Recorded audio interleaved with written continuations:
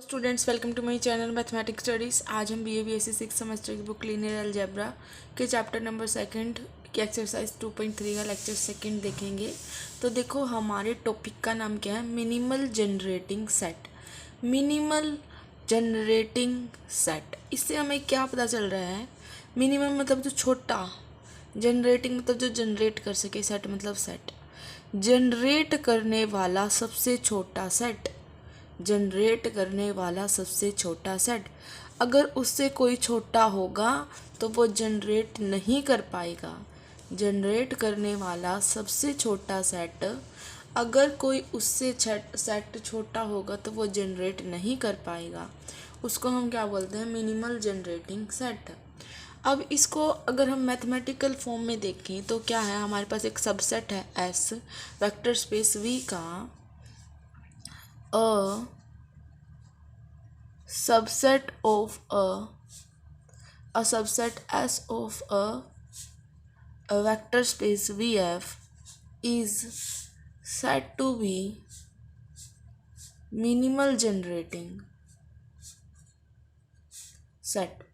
कब बोलेंगे? एक सबसेट है एस वेक्टर स्पेस VF का, उसको हम कब बोलेंगे मिनिमल जनरेटिंग सेट है? वो जब एक तो एस जनरेट करता हो। फर्स्ट कंडीशन तो यही है कि S is a generating set of V, है ना। और अगर एस जनरेट कर रहा है तो कोई अगर उससे छोटा सेट है, मान लो एस डैश है, जो कि इसके अंदर प्रॉपरली कंटेन हो रहा है, तो वो जनरेट नहीं कर पाएगा। मतलब V can not be generated by any proper set of S. S के कोई भी प्रॉपर सेट से वी जनरेट नहीं होगा, क्योंकि हमने क्या पढ़ा है कि मिनिमम जनरेटिंग सेट तो वो सेट होता है कि जो जनरेट करने वाला सबसे छोटा सेट है। तो ये तो सबसे छोटा सेट है, उससे कोई छोटा सेट होगा तो वो जनरेट नहीं करेगा। तो ऐसी जो जनरेटिंग सेट ऑफ वी। और सेकंड कंडीशन क्या है कि V can not be generating by any proper set of S. ठीक है, मिनिमम जनरेटिंग सेट था हमारे पास। मिनिमम जनरेटिंग सेट वो सेट है जो सबसे छोटा सेट जनरेट कर देगा वी को। ठीक है, इससे अगर कोई छोटा सेट होगा तो वो वी को जनरेट नहीं कर पाएगा। हम किसी भी सेट एस को, किसी भी subset S of vector space को मिनिमम जनरेटिंग तब कहेंगे तो जब वो जनरेटिंग हो, और एक कोई उससे छोटा अगर सेट है जो उसके अंदर प्रॉपर कंटेन हो रहा है तो वो वी को जनरेट नहीं कर सकता, क्योंकि यही हमने माना है जो सबसे छोटा है और वो जनरेट करेगा वी को। और ये क्या हो गया फिर? Minimum generating set. ठीक है, अब इससे रिलेटेड एक थ्योरम है, वो करेंगे हम। देखो क्या है? A minimal generating set of finitely generated vector space VF is always a basis of V। एक मिनिमम जनरेटिंग सेट ले लिया finitely generated vector space VF का, वो ऑलवेज बेसिस होगा V का। एक हमने मिनिमम जनरेटिंग सेट लिया है किसी VF का, finitely generated vector space VF का, वो हमेशा बेसिस होगा। अब देखो, बेसिस प्रूफ करने के लिए हमारे पास डेफिनेशन के अंदर दो चीज़ें होती थी। एक तो वो हमारा क्या होना चाहिए? लीनियरली इंडिपेंडेंट, और एक होना चाहिए स्पैन, या फिर हम बोलते थे कि जनरेट होता हो। अब जनरेट वाली कंडीशन तो इन्होंने खुद से दे रखी है क्वेश्चन के अंदर कि वो मिनिमल जनरेटिंग है। मिनिमल जनरेटिंग डेफिनेशन में ही आ गया था कि वो जनरेट तो करेगा ही। अब सेकंड कंडीशन क्या है? लीनियरली इंडिपेंडेंट, तो ये हम प्रूव करके दिखाएंगे। ठीक है, तो हमने लेट कर लिया एक S set S V1 V2 V3 up to so on Vn be a minimal generating set. ठीक है, अब हमें पता है ये जनरेटिंग तो है ही, तो हमें लीनियरली इंडिपेंडेंट प्रूव करके दिखाना है। अगर हमें लीनियरली इंडिपेंडेंट प्रूव करके दिखाना है तो हम क्या करेंगे? आपने एक एग्जिस्टेंस थ्योरम करी थी, उस तरीके का कुछ इसके अंदर करना है हमें। हम क्या करेंगे? सबसे पहले हमें लीनियरली इंडिपेंडेंट प्रूव करके दिखाना है, तो हम इसके अंदर कॉन्ट्राडिक्शन से प्रूव करेंगे। तो हम इसके अंदर लेके चलेंगे कि let if possible S is linearly dependent. अगर पॉसिबल है तो हमने एस को लीनियरली डिपेंडेंट ले लिया। ठीक है, अगर लीनियरली डिपेंडेंट ले लिया तो हम उसको इसके लीनियर कॉम्बिनेशन में लिख सकते हैं। ठीक है, उस तरीके से लिख देंगे। लेकिन उससे पहले हमने क्या किया है कि एस लीनियरली इंडिपेंडेंट ले रखा है, जो ये है वो जनरेटिंग सेट भी है। ठीक है, तो हमने क्या किया, जैसे हमने बिल्कुल सेम तरीके से हम कॉन्ट्राडिक्शन इस एक्सरसाइज में इसी तरीके से प्रूव करेंगे कि हमने जैसे एग्जिस्टेंस थ्योरम में किया था ना, एक वेक्टर इसके अंदर से उठाएंगे, उन सब के लीनियर कॉम्बिनेशन में इसको लिख सकते हैं। ठीक है, एक वेक्टर हमने उठाया, किसके अंदर से उठाएं, देखो ये तो वो है, एक एलिमेंट हम मतलब जैसे इस तरीके से, वो एस में तो होगा ही, वो वी में भी है। ठीक है, हमने वी के अंदर से एक एलिमेंट उठाया और हमें पता है अगर ये स्पैन इसको कर रहा है, लिख रखा है कि generating set of finitely vector space this, अगर ये इसको स्पैन कर रहा है तो ये इसके हर एक एलिमेंट को इसके लीनियर कॉम्बिनेशन में लिख सकते हैं। तो हमने एक वी आर लिया, ठीक है, हमने एक वी आर लिया, तो वी आर को हम इनके लीनियर कॉम्बिनेशन में लिख सकते हैं। तो किस तरीके से लिखेंगे इसको, ऐसे हमने कोई उसके लिए स्केलर्स ले लिए, जैसे B1 B2 BN BR-1 BR+1 BN तक, तो उसको हम किस तरीके से लिखेंगे, B1 V1 B2 V2। अब देखो VR तो हमने ले ही लिया है, तो हम VR वाला तो लेंगे नहीं, हम लेंगे BR-1 BR-1 plus BR+1 BR+1 up to so on BN। क्या किया है, एक एलिमेंट, ये स्टेप यहाँ नहीं लिखेंगे, हम यहाँ लिखेंगे कि एस लीनियरली डिपेंडेंट, देन हमने लिया है V R belongs to V, अगर ये इसको स्पैन कर रहा है तो इसके हर एक एलिमेंट को इसके लीनियर कॉम्बिनेशन में लिख सकते हैं। तो इस तरीके से लिख दिया। ठीक है, ये हो गया। अब जैसे हमने लास्ट थ्योरम में किया था, अब एक अनदर एलिमेंट लेंगे हम वी, जो कि वी एफ के अंदर से ही होगा, उसको भी हम इनके लीनियर कॉम्बिनेशन में लिख सकते हैं। ठीक है, तो वो हम लिख देंगे यहाँ पे इसके लीनियर कॉम्बिनेशन में इस तरीके से। इसमें एलिमेंट मान लिया A1 V1 A2 V2 up to so on, इसमें तो AR-1 VR-1 AR VR AR+1 VR+1 up to so on AN VN हो जाएगा। ठीक है, ये टर्म हो गई हमारी।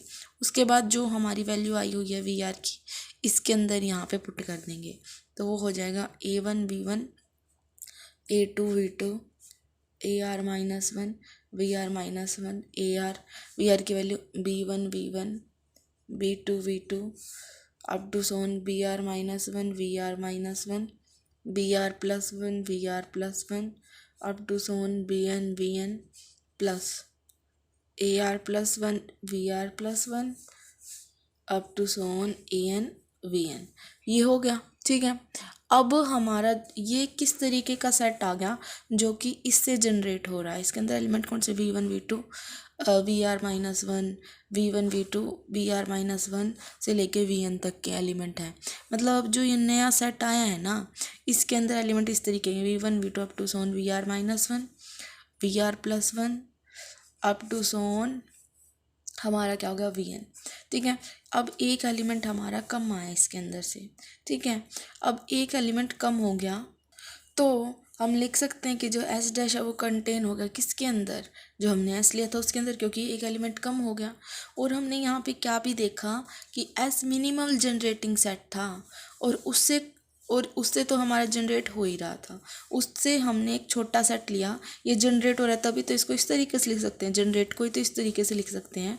इसका मतलब उससे कोई छोटा सेट है वो भी जनरेट कर रहा है वी को, और ऐसा तो पॉसिबल नहीं है हमने कोई मिनिमल जनरेटिंग सेट लिया और उससे भी कोई छोटा सेट किसी को जनरेट कर दे, तो वो तो पॉसिबल नहीं है, which is a contradiction. Hence S is linearly independent हो गया, जनरेटिंग हमें दे रखा था तो बेसिस बन गया। ठीक है, देखो क्या किया था, minimal generating set of finitely generating vector space दे रखा था, तो एस हम ये लेके चल पड़े minimum generating set. If possible S हमने लीनियरली डिपेंडेंट ले लिया, तो बिल्कुल जो एग्जिस्टेंस थ्योरम वाली बात करी थी ना हमने, वही बात कर रखी है हमने, आगे भी एक दो थ्योरम कराएंगे, वहीं वहाँ पे भी ऐसी ही बात होंगी, कॉन्ट्रडिक्शन के लिए ऐसी बात यूज़ करेंगे। एक कंसेप्ट और है और एक छोटा सा कंसेप्ट ये है, इस तरीके की बातों का यूज़ था सारी थ्योरम्स में कि let if possible S is linearly dependent. तो वी आर हमने वी के अंदर से लिया, अब वी वेक्टर स्पेस है, ये जनरेट स्पैन कर रहे हैं इसको, तो इसके लीनियर कॉम्बिनेशन लिख सकते हैं। सिमिलर एक एलिमेंट और लिया, इस पूरे के लीनियर कॉम्बिनेशन में, फिर इसकी वैल्यू इसमें आ जाती है, फिर ये इसका सबसेट हो गया। एक तरीके से हमें कॉन्ट्राडिक्शन तभी मिलती जब सबसेट हो, मतलब जब इसका प्रॉपर सेट हो जाता वो, क्योंकि यही बोला था कि V can not be generated by any proper set of S, लेकिन यहाँ पे तो जनरेट हो गया। अगर जनरेट हो गया तो कॉन्ट्राडिक्शन आ गई, कॉन्ट्राडिक्शन आ गई तो डिपेंडेंट नहीं रहा बल्कि लीनियरली इंडिपेंडेंट हो गया। ठीक है, अब देखो मैक्सिमल लीनियरली इंडिपेंडेंट सेट हमारा क्या होगा, मैक्सिमम लीनियरली इंडिपेंडेंट सेट। देखो हमारे पास जितने भी इंडिपेंडेंट सेट होंगे उनमें जो सबसे बड़ा मतलब हमारे पास जितने भी लीनियरली इंडिपेंडेंट सेट होंगे उनमें जो सबसे बड़ा लीनियरली इंडिपेंडेंट सेट होगा उसको हम क्या बोलेंगे, मैक्सिमम लीनियरली इंडिपेंडेंट सेट। हमारे पास जितने भी लीनियरली इंडिपेंडेंट सेट होंगे उनमें जो सबसे बड़ा लीनियरली इंडिपेंडेंट सेट होगा उसको हम बोलेंगे मैक्सिमम लीनियरली इंडिपेंडेंट सेट। हम कर लेते हैं डेफिनेशन कि हमने एस कोई भी सबसेट मान लिया वेक्टर स्पेस वी एफ का, let S be a subset of a vector space V F, then S is said to be maximal linearly independent set of V। ये लाइन लिख देना, if no superset of S other than S itself is linearly independent। देखो no superset of S other than S itself is linearly independent. अब देखो क्या मतलब है, जैसे लीनियरली जो पिछला था ना मिनिमम जनरेटिंग, उसमें क्या था कि जो हमने ले लिया ना जनरेट करा उससे कोई भी छोटा सेट उसको जनरेट नहीं कर सकता। सिमिलर, बिल्कुल सिमिलर यहाँ पे मैक्सिमल है ना, तो ये हमने मैक्सिमम जनरेटिंग ले लिया, इससे कोई भी बड़ा सुपर सेट मतलब जो इसको कंटेन करता हो वो वाला सेट इसका सुपर सेट हो जाएगा।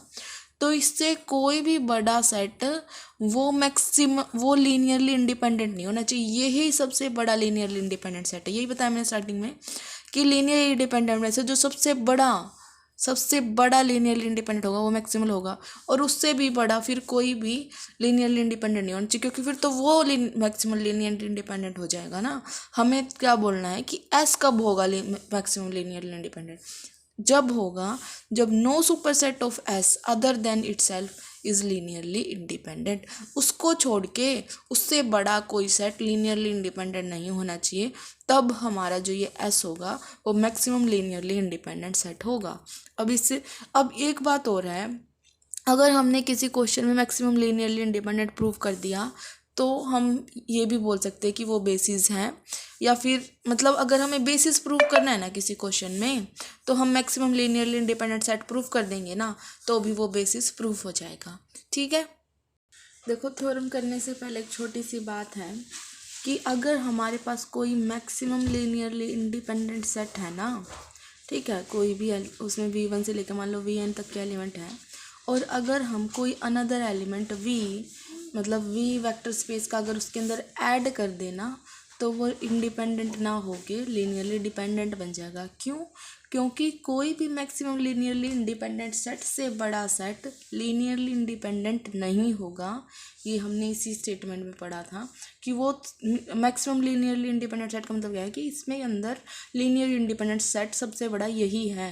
अगर इससे बड़ा कोई सेट होगा तो वो लीनियरली डिपेंडेंट हो जाएगा, अगर हम उसमें कोई एलिमेंट एक्स्ट्रा ऐड करेंगे तो वो लीनियरली डिपेंडेंट हो जाएगा। ठीक है, अब देखो थ्योरम क्या है कि V F is a linear finitely generating vector space then any maximum linearly independent subset of V is basis of V. मतलब हमें लीनियरली इंडिपेंडेंट सेट दे रखा है, उसको बेसिस प्रूव करके दिखाना है एक तरीके से। ठीक है, अब देखो लीनियरली इंडिपेंडेंट तो दे रखा है, बेसिस के लिए सिर्फ और सिर्फ हमें स्पैनिंग दिखानी है, लीनियर कॉम्बिनेशन में दिखाना है, जनरेट दिखाना है। ठीक है, मतलब इन तीनों चीज़ों का एक ही मतलब होता है कि या तो हम बोलते हैं जनरेट कर रहे हैं या स्पैन कर रहे हैं या फिर लीनियर कॉम्बिनेशन में हमने लिखना है उसको। ठीक है, तो यहाँ पे हमें लेट कर लेना है एक एस जो कि V1 V2 up to so on Vn be maximal linearly independent set है ये हमारे पास। ठीक है, अब लीनियरली इंडिपेंडेंट तो हमें दे ही रखा है, हमें क्या प्रूव कराना है, जनरेटिंग मतलब v equals to L S type से, कि v के हर एक एलिमेंट को इनके लीनियर कॉम्बिनेशन में लिख सकते हैं। यही इसका ही मतलब होता है जनरेट करना, स्पैन करना, कि v के हर एक एलिमेंट को s के लीनियर कॉम्बिनेशन में लिख सकते हैं। तो v equal to L S prove करना है। Now we shall prove that v equals to L S. एक तो ये एग्जिस्टेंस थ्योरम वाला रूल, और एक जो अभी कराऊंगी वो सारी थ्योरम में, सारी एक्सरसाइज के थ्योरम्स में यही कंसेप्ट चलेगा अब आगे। v equals to L S हो गया। ठीक है, अब हमें पता है कि जो एल एस होता है ना, एल एस वो सबसे छोटा सबस्पेस होता है जो कि कंटेन होता है v के अंदर। ये थ्योरम हमने प्रूफ कर रखी है ऑलरेडी। ठीक है, तो ये तो हमें पता ही है, लिख देना सिंस वी नो दैट, ये तो हमें पता है। अब एक बात रह गई, अब हमें प्रूफ कर, अगर हमें इक्वल दिखाने होते तो एक दूसरे के सबसेट दिखा देते हैं। एल एस तो होता ही वी का सबसेट है। अब हमारा प्रूफ करना क्या रह गया कि वी भी एल एस का सबसेट हो जाए, तो ये बात प्रूफ हो जाएगी। ठीक है, तो we shall prove that V contained in L S. ठीक है, ये हमें प्रूव करके दिखाना है। अब इसके लिए हम क्या करेंगे, इसके लिए हम ये करेंगे, एक एलिमेंट लेंगे इधर से, और अगर वो हमारा इधर पहुंच गया, मतलब एक एलिमेंट अगर हमने इधर से लिया तो वो इधर कब पहुंचेगा, जब हम उस एलिमेंट के इसके लीनियर कॉम्बिनेशन में लिख दें, है ना। हम एक एलिमेंट यहाँ से लेंगे और अगर वहाँ पे पहुंच गया तो वो हम बोल देते हैं इसके अंदर कंटेन हो गया। ठीक है, अब ये एलिमेंट अगर मैंने यहाँ से लिया है v का एलिमेंट और इसके लीनियर कॉम्बिनेशन में दिखाना है, तो सेट में दिखाना, पहले तो सेट में होना चाहिए, तभी तो उसके लीनियर कॉम्बिनेशन में हम इसको दिखा पाएंगे। अगर हमने एक एलिमेंट यहाँ से उठाना है v से, तो वो एलिमेंट इसके अंदर होना चाहिए। तो इस वजह से मैं स्टार्टिंग में आपको एक बात बताई थी, ये मैक्सिमम लीनियरली इंडिपेंडेंट सेट है। तो हम कर लेंगे एक, हमें पता था if S is maximum linearly independent set, आप पूरा लिख देना। ठीक है, अगर ये है तो v1 v2 up to so on vn के बाद जो v होगा एक एक्स्ट्रा एलिमेंट ऐड कर दिया, तो ये लीनियरली डिपेंडेंट बन जाएगा, ये लीनियरली इंडिपेंडेंट नहीं रहेगा।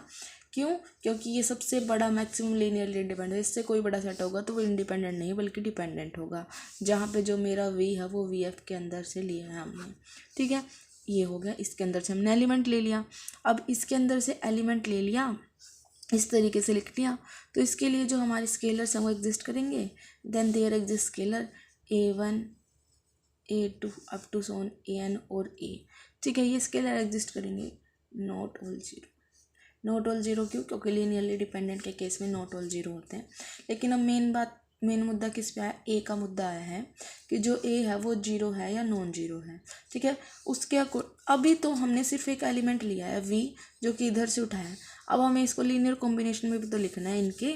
ठीक है, और वी यहाँ से लेने से हमारा ये इसके अंदर हो गया, ये लीनियरली डिपेंडेंट हो गया, लीनियरली डिपेंडेंट हो गया तो स्केलर एग्जिस्ट कर गए।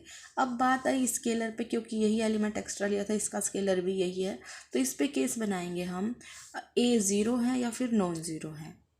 ठीक है, उससे पहले अगर देखो ये हमारे स्केलर और ये इस तरीके से वेक्टर है, तो इसको हम ऐसे लिख सकते हैं ना। पहले मैं ये लिख देती हूँ, क्यों? क्योंकि ये लीनियरली डिपेंडेंट है, तो हम इसको ऐसे लिख सकते हैं a1 v1 a2 v2 up to so on an vn plus a v equals to zero. ये हो गया। अब बात है if a not equals to zero, और फिर आएगा अगर a जीरो है। अगर a not equal to zero तो a भी तो हम इधर रख रहे हैं, उन बाकी सारों को उधर ले जाओ, तो minus of a1 v1 plus minus of a2 v2 plus up to so on minus of an vn। ये हो गया, a डिवाइड में ले आओ, minus of a1 by a v1 minus of a2 by a v2 up to so on minus of a1 by a vn। ठीक है, अब देखो ये क्या है, हमने ये हमारे क्या है, कॉन्स्टेंट्स हैं। ये हमने क्या लिख दिया, इनके लीनियर कॉम्बिनेशन में लिख दिया, v को हमने इनके लीनियर कॉम्बिनेशन में लिख दिया, लीनियर कॉम्बिनेशन में लिख दिया तो जनरेटिंग की फॉर्म में लिख दिया। लीनियरली इंडिपेंडेंट था, जनरेट हो गया तो क्या बन गया, बेसिस। जब a नॉट जीरो है तो बेसिस बन गया। अब बात आई if a equals to zero, अगर a जीरो है मेरा, अगर ये a जीरो हो गया तो a1 v1 a2 v2 an vn क्या हो गया, ज़ीरो हो गया। a1 v1 a2 v2 up to so on an vn क्या हो गया, ज़ीरो हो गया। अब इस इक्वेशन से हमें क्या पता चल रहा है, जैसे A1 A2 ये सारी टर्म्स हैं, इनका सम है वो इक्वल टू 0 है, तो वेक्टर तो 0 होंगे नहीं, तो 0 कौन होंगे, स्केलर्स।